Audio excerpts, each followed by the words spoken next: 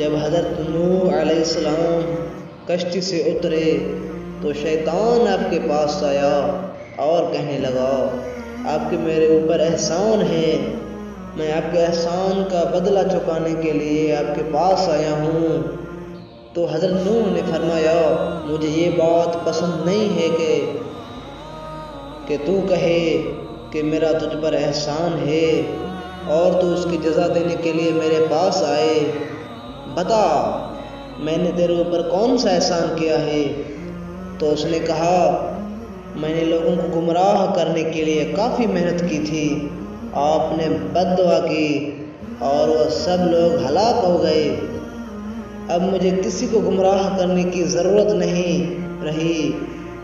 اب میں کچھ دن آرام کروں گا جب تک اللہ اور لوگوں کو پیدا کرے گا، پھر میں گمراہ کروں گا، تب تک میں آرام کروں گا،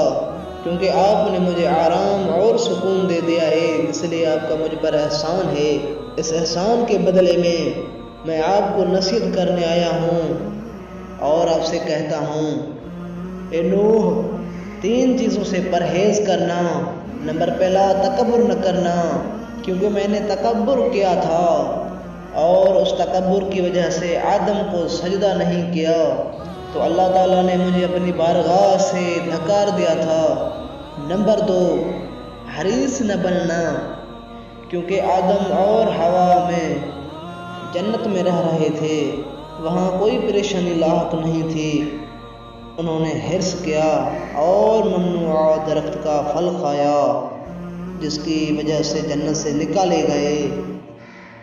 نمبر 3 حسد نہ کرنا،